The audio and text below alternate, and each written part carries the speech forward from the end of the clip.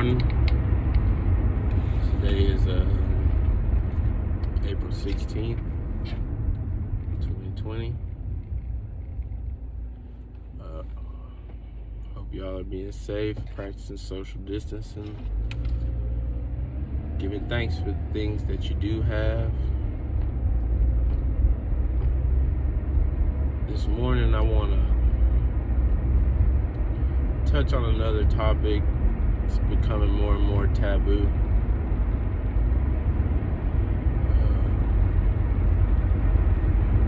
We're going to talk about the black community. And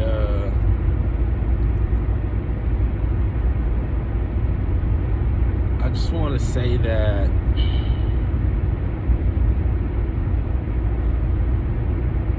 even though some of the things I might say may seem a little brash, may seem a little bit may seem a little bit disheartening, I'll never give up on the black community.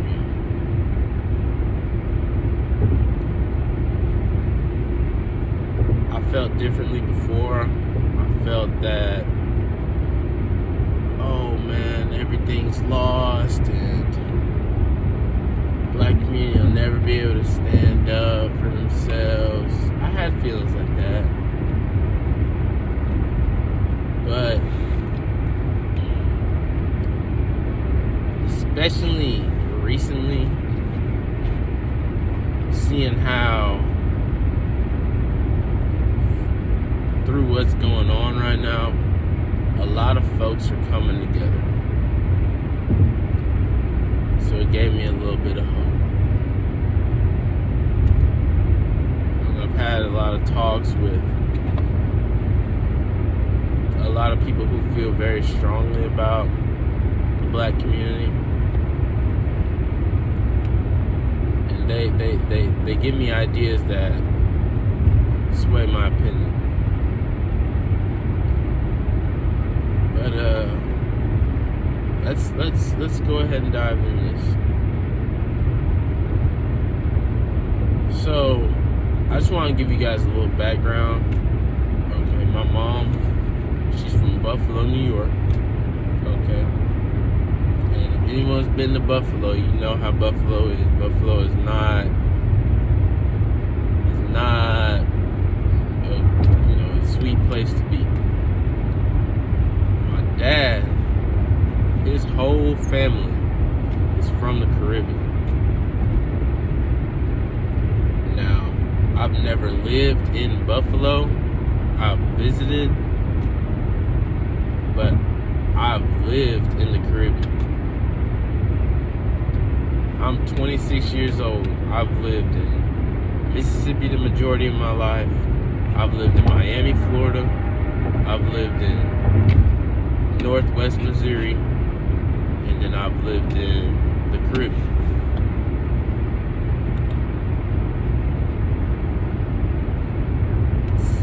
Being in those different places, I've got to see different cultures.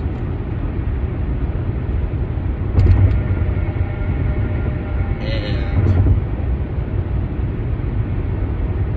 from what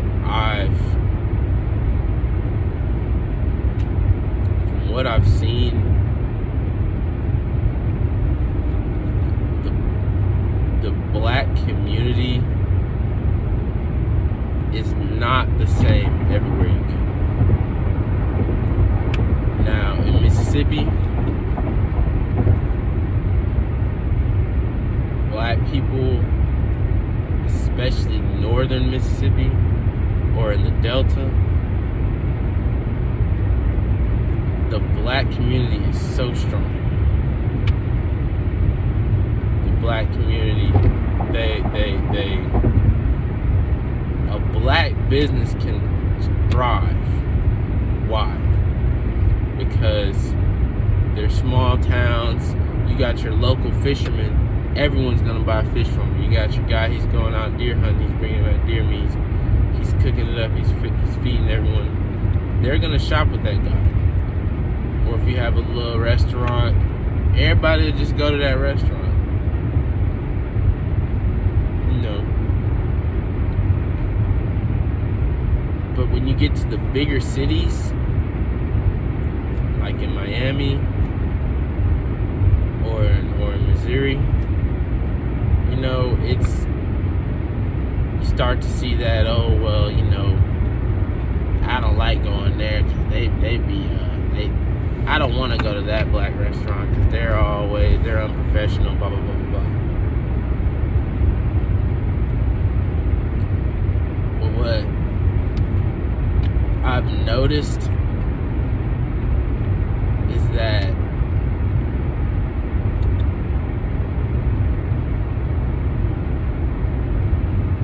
black people are not the same everywhere you go. And it might sound obvious because obviously people have different accents, people eat different foods, but it's not as obvious as you would think. Like, what people consider black culture in America is way different from what people consider black culture in other places of the world where blacks are the majority. Because in America, blacks are the minority. But, like, I lived in the islands for almost 5 years. And the whole time I was there, I've probably only seen like 10 or 15 Caucasian people. No Asians. Probably seen like one Asian. No Latinos. And I mean, it's like, it was just all black people everywhere I went. And the culture there, or what they considered their culture, was so beautiful. They had their natural remedies. They would pick things from the ground, mix it up, and call it food. In America, they don't do that. You know, in America, you're hard pressed to find a good garden and a good person who's growing their own organic food that you know personally.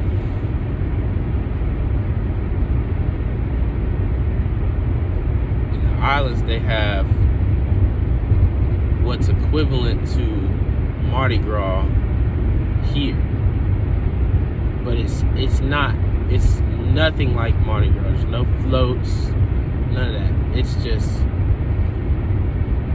all blacks,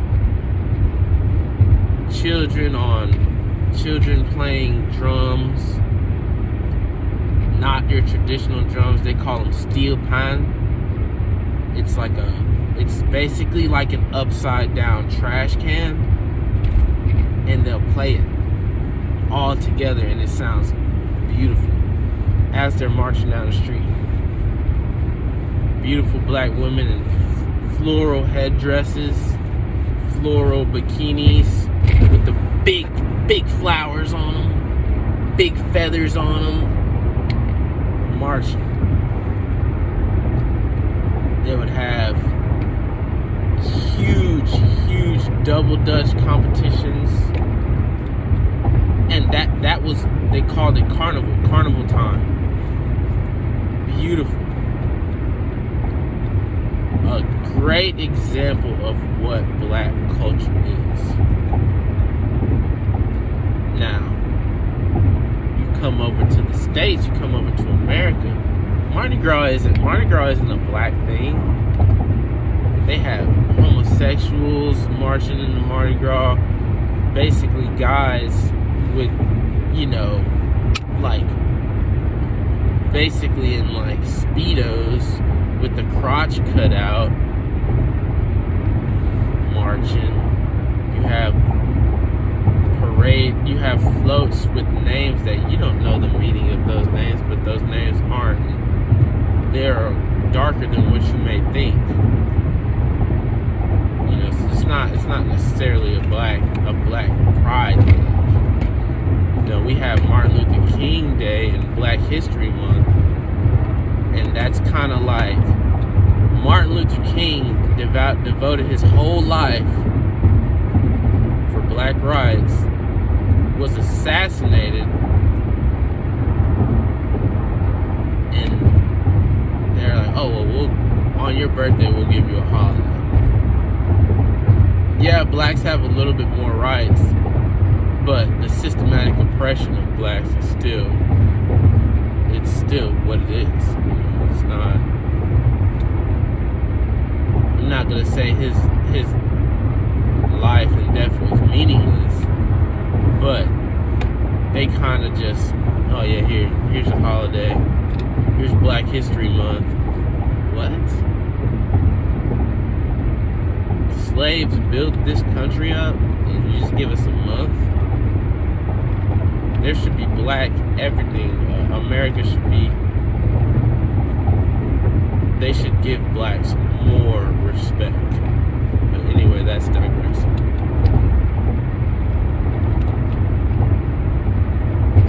What they consider black culture in America is very, very, very.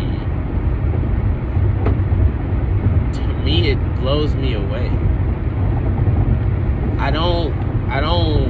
When they say, "Oh, rap's part of our culture," and the dances we do, that's part of our culture.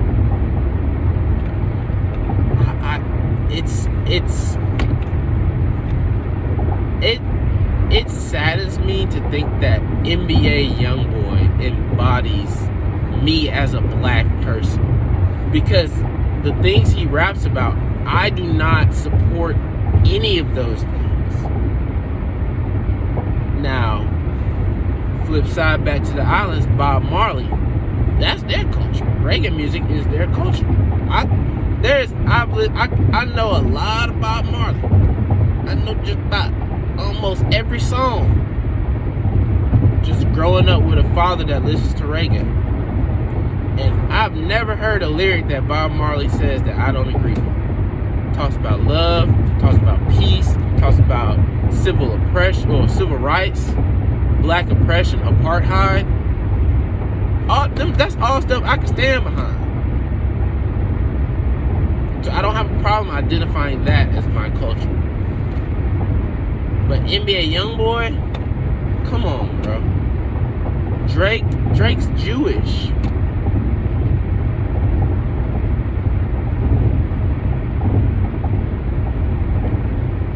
So if rap is part of our culture, come on.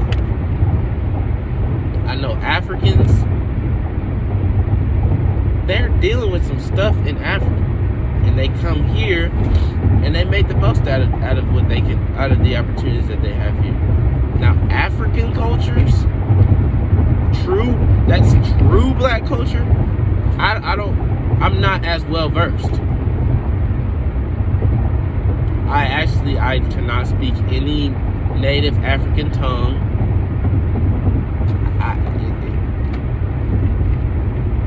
I don't know any African foods. But I 100% guarantee you, they have a specific set of things that they do that they identify themselves by. Whether you're from South Africa, West Africa, North Africa, they have their own culture.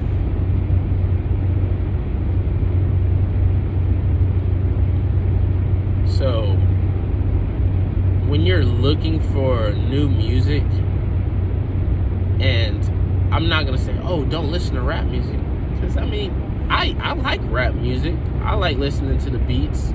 I just don't stand behind the lyrics of most of the rap music. rap beats. I just like hearing it slap in my trunk. But the lyrics are poisoning. You're rapping about how you got X amount of girls, the things that you do to them to degrade them, how you have all these guns. And in the rap videos nowadays, it blew me away because I was watching a rap video with my friend, and I usually don't watch videos. I just listen to music like while I'm working or while I'm working out. I'm not a music guy. I'm not a person that will just sit there and watch music videos. I just don't do it. So my friend was playing music on the TV on YouTube, and it was just music videos. And I noticed out of maybe 6 or 7 of the videos that I watched, I probably seen like 3 women in the videos. All of the videos put together, I probably seen like 3 women. And they were just kind of like in the back. One was a stud.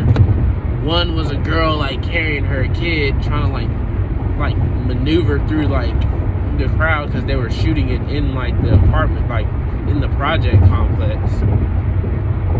But every single video was a group of guys with guns dancing.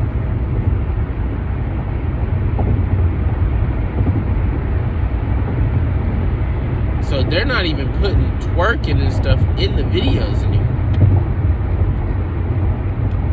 I remember back in the day, you watch a rap video, we're gonna see nothing but booty. But they're not even putting girls in the rap videos anymore. It's just straight guys with guns dancing. Fat blunts, smoking, reefer. So I can't identify that as my culture. Even in the islands, you have the Rastafarian culture, or the Rastafarian, religion, and they smoke reefer once a day. A true Rastafarian smokes reefer once a day to connect with their God, who they call Jah. It's like their prayer time. They smoke, and the high that they feel is bringing them closer to the deity. So it's not a weed culture. A true Rastafarian doesn't eat meat. Very clean religion. It's not a weed thing. That's a misconception. I have long dread uncle. Real Rasta.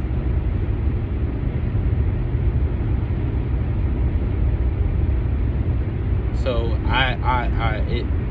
and then whenever they, this is another one that blows me away. Oh well, Trey, box braids and dreadlocks are black culture as well, bro. That is a hairstyle. All these people that are getting mad at little Susie, who wants to wear her box braids, and Tommy, who listens to reggae and wants to dread his hair up, they're not infringing on black culture just because they want to get a hairstyle that majority black people wear. That's how much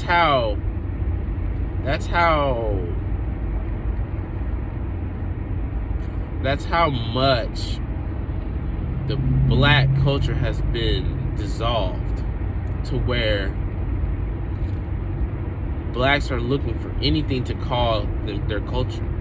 And it's not their fault. It's not the black community's fault. It's the total systematic oppression of blacks. Take them away from their natural habitat, make them slaves, and then force them to adopt a religion that we press on them, because I'm pretty sure that Christianity wasn't an African religion. force them to eat certain foods. In Africa, blacks is not eating cornbread and fried chicken in collard greens in Africa. It might be a form of it, but trust me, bro, they eating way different. So it's blacks in America. The community is not lost, because you have a lot of blacks that are starting to say, you know what, I'm not standing for this. We've been lied to. We're being oppressed. And that number is starting to grow because of the technology we have. We have YouTube. We have social media. We're able to spread ideas amongst a lot of people. Because when I was younger, in order to talk to someone who wasn't there, you had to pick up a house phone and call them or write a letter. Kids nowadays is not writing letters to nobody. They're just simply going to text you. And you can text like 50 people at the same time, the same message in a group chat. Or you can post a post of an idea to thousands of followers. So, back in the day, in order to talk to 1,000 people, it would take a long, long time. Nowadays, you can talk to 1 million people in a post instantly. If you got 1 million people online looking at their feed and you post something, they will see it. And then they'll pass it on to another 1 million. So you done reach 2 million people in an hour. So the conscious community is spreading. And that's a good thing. That's why I have hope in the black community. We just have to make sure that we don't go in this only black mode. Oh, blacks only. Blah, blah, blah, blah, blah. No one else. To a certain extent, yeah. If you're a black business, of course, you're going to hire black employees. But don't be like, oh, well, I'm not taking advice from this white man who's got 15 businesses just like the one you have, or this Asian who has a whole community. There's Chinatowns everywhere. And then the Middle Eastern folks, they have stores everywhere.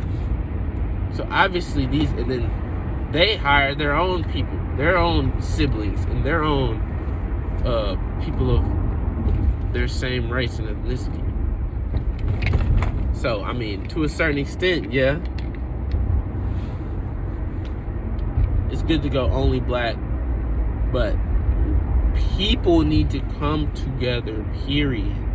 Blacks, whites, Latinos, Asians, Middle Easterns, Indians, Africans.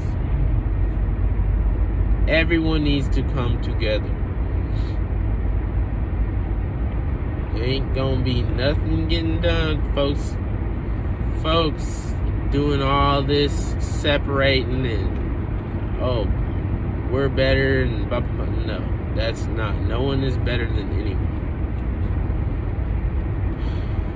That's why it blows me away whenever a Caucasian girl wants to get box braids, or God forbid a Caucasian girl lays her edges down. Oh man, no. What are you doing? Blah, blah, blah, blah. You trying to be black. Okay. If that's all that black people have to stand on is box braids and rap music,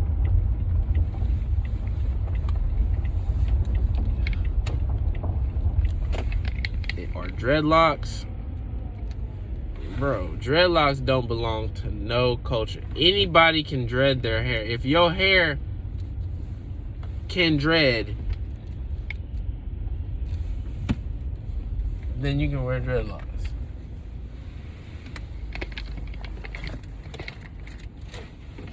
I could see if blacks were the only ones that could dread their hair, then that'd be a whole different story. But everyone can dread their hair out. Asian, black, white.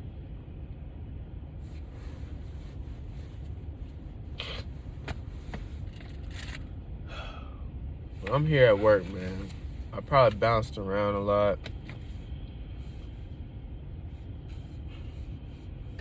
I just don't want to see folks feuding amongst themselves and getting mad at Susan for wanting to wear a hairstyle. Okay, you black. All y'all black girls out there, wear your afros. I think that's sexy. The afro with the headband on it. Psh, stop it. Look at Erykah Badu. She stayed with an afro. Sexy. And if you want to wear weave, wear weave. It's your hair. It's your body. You can do whatever you want. Just don't get mad at Susan for wanting to do what she want to do. And I'm not gonna say stop identifying dreadlocks and box braids as your culture, because you can do whatever you want. I'm just here to say that personally, that's kind of foolish to me. You claiming a hairstyle? We claiming hairstyles now? So that's all I got for y'all. Here at work now.